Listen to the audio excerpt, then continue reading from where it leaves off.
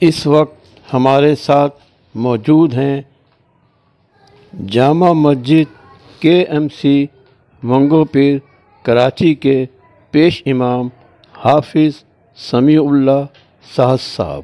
وہ ہمیں روزے کے بارے میں بتلا رہے ہیں۔ بسم اللہ الرحمن الرحیم۔ میرا نام سمیع اللہ سعد ہے، میں منگو پیر جامع چشمہ لیپروسی اسپتال میں ہوتا ہوں۔ میں سوالات کرنا چاہ رہا ہوں مولانا صاحب آپ سے کہ بلا عذر روزہ چھوڑنے کا کیا عذاب ہے؟ بسم اللہ الرحمن الرحیم۔ ایک مشہور صحابی حضرت سلمان رضی اللہ تعالیٰ عنہ سے روایت ہے کہ رسول اللہ صلی اللہ علیہ وسلم جب رمضان المبارک کا مہینہ قریب آتا تھا تو آپ صلی اللہ علیہ وسلم ایک لمبا خطبہ ارشاد فرماتے تھے۔ اس میں آپ فرماتے تھے کہ ایک عظیم مہینہ تمہارے اوپر آ رہا ہے جو بہت بابرکت مہینہ ہے۔ اس کے اندر اللہ تعالیٰ نے جعل اللہ صیامہ فریضۃ، جس میں اللہ نے روزوں کو فرض فرمایا ہے، وقیام لیلہ تطوعا، اور رات کے قیام یعنی تراویح کی نماز کو ثواب کی چیز بنایا ہے۔ تو اس کے اندر یہ دو طرح کی عبادات ہیں، ایک روزہ ہے اور ایک رات کا قیام ہے۔ اور آپ صلی اللہ علیہ وسلم نے ارشاد فرمایا من صام رمضان ایمانا و احتسابا غفر له ما تقدم من ذنبه، جو انسان رمضان شریف کے روزوں کو رکھتا ہے ثواب کی نیت سے ایمان کے ساتھ، تو اللہ تعالیٰ اس کے سارے پچھلے گناہوں کو معاف فرما دیتے ہیں۔ ماشاءاللہ۔ جس طرح دیگر عبادات فرض ہے، نماز فرض ہے اور زکوٰۃ دینا فرض ہے، اس طریقے سے رمضان المبارک کا روزہ رکھنا بھی فرض ہے۔ اس کو چھوڑنے والا انسان، بلا عذر کے چھوڑنے والا انسان کبیرہ گناہگار ہے، کبیر گناہ میں مبتلا ہو۔ نماز تراویح کی کیا اہمیت ہے؟ کیا یہ نفل ہے، سنت ہے یا سنت موقدہ ہے؟ تراویح کی نماز کو اللہ کے رسول صلی اللہ علیہ وسلم نے فرمایا کہ اللہ نے رات کی قیام یعنی تراویح کی نماز کو ثواب کی چیز بنایا ہے، اور یہ رات کا قیام یعنی تراویح کی نماز سنت موقدہ ہے، صحابہ کا عمل ہے۔ صحابہ اکرام نے جماعت کے ساتھ اس کی نماز کا اہتمام فرمایا ہے، اور آپ صلی اللہ علیہ وسلم نے فرمایا صحابہ میرے رشتہ داروں کی امانت ہے، ان میں سے جس کی پیروی کرو گی کامیاب ہو جاؤ گے۔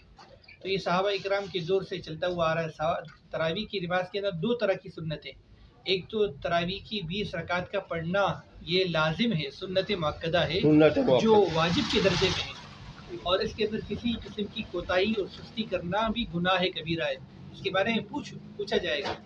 اور اسی طریقے سے ایک قرآن کریم مکمل الف لام میم سے لے کر والناس تک سننا، یہ بھی جو ہے وہ ذمہ پر لازم ہے کہ ایک امام کے پیچھے الف لام میم سے لے کر والناس تک پورا قرآن کریم سنا جائے، اور اس کے سننے کے بعد پھر آپ چاہے کہیں بھی تراویح کی نماز پڑھ لیں، لیکن 20 رکعت پڑھنا لازمی اور ضروری ہے کہ آپ اس کا اہتمام کریں۔ آپ یہ فرما رہے ہیں کہ الف لام میم سے لے کے والناس تک ایک ہی حافظ صاحب کے پیچھے قرآن سنا جائے جی، اور اس کے بعد یعنی 27 کو قرآن ختم ہو گیا تو اس کے بعد چاہے تو وہ کہیں اور تراویح پڑھ سکتا ہے۔ بالکل، الف لام میم سے لے کر والناس تک ایک امام کے پیچھے، اس وجہ سے کہ کوئی امام سوا پارہ پڑھتا ہے، کوئی 1.5 پارہ پڑھتا ہے، کہیں ایسا نہ ہو کہ قرآن کریم کا کوئی حصہ رہ نہ جائے۔ بالکل۔ اسی لیے ایک امام کے پیچھے مکمل قرآن کریم کو سن لے اطمینان اور سکون کے ساتھ، چاہے 10 دن میں، چاہے 15 دن میں، چاہے 21 یا 27 دنوں کے اندر پورا قرآن کریم ایک ہی امام کے پیچھے سن لے، تاکہ قرآن کریم کا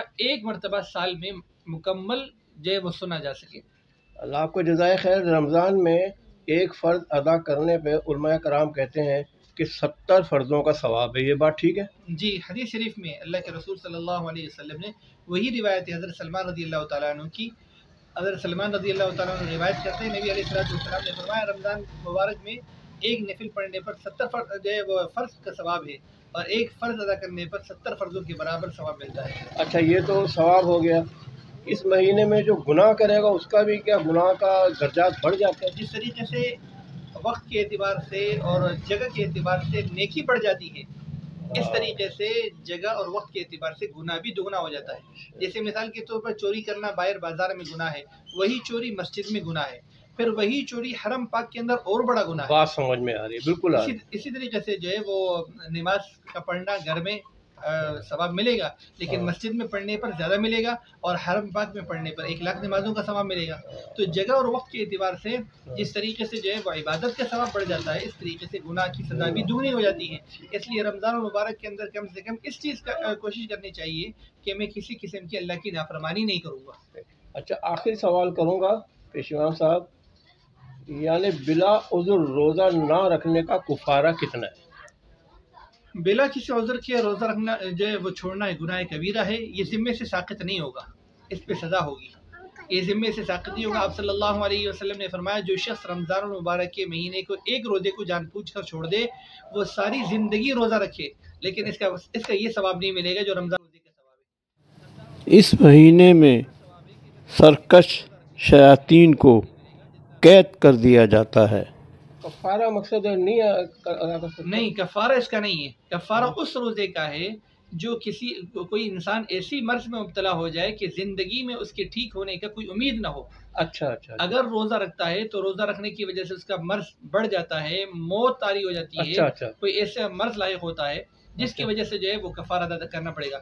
ورنہ اگر زندگی میں صحت یابی کی امید ہے کہ میں ٹھیک ہو کے روزہ رکھ سکتا ہوں تو اس سے روزہ کسی صورت میں اس سے معاف نہیں ہوگا۔ رمضان میں نہیں رکھ سکتا بعد میں رکھے، لیکن اس روزے کا جو ہے وہ کفارہ بنتا ہے جس کی صحت اپنی زندگی میں صحت یابی کی امید نہیں ہے، نہ میں رمضان میں رکھ سکتا ہوں نہ بعد میں کسی دن رکھ سکتا ہوں۔ اب مثال کے طور پر عورت کے ایام ماہواری ہیں، یہ نفاس کے ایام ہے، تو اس کے اندر رمضان مبارک کے اندر روزہ نہیں رکھ سکتی تو کفارہ نہیں ادا کرے گی بلکہ رمضان کے علاوہ ان کے روزہ رکھے گی۔ اسی طریقے سے کوئی انسان اگر کسی ایسے مسافر سفر رمضان میں سفر کر رہا ہے یا کسی ایسے مرض میں مبتلا ہے تو رمضان میں نہیں رکھ سکتا، رمضان کے بعد جب صحت یابی ہو جائے گی پھر رکھے۔ لیکن اگر صحت یابی کی امید نہ ہو تو اس صورت کے اندر اس کا کفارہ یہ ہے کہ ایک روزے کا ایک صدقۃ الفطر کی رقم، اچھا، ایک روزے کی ہر روزے کے بدلے میں ایک صدقۃ الفطر کی رقم، جس سے صدقۃ الفطر جو ہے وہ 250 روپے ہے، تو اس طریقے سے جو ہے وہ ہر روزے کے بدلے میں یہ 250 روپے ادا کرے گا، جتنے جو ہے وہ اس کی صدقۃ الفطر کی رقم بنتی ہے ہر روز۔ اللہ تعالیٰ کو روزدار کی منہ کی بدبو مجھ سے بھی زیادہ پسند ہے، وہ بدبو جو معدہ خالی ہونے کی وجہ سے ہوتی ہے۔ مرض میں مبتلا ہے تو رمضان میں نہیں رکھ سکتا، رمضان کے بعد جب صحت یابی ہو جائے گی پھر رکھے۔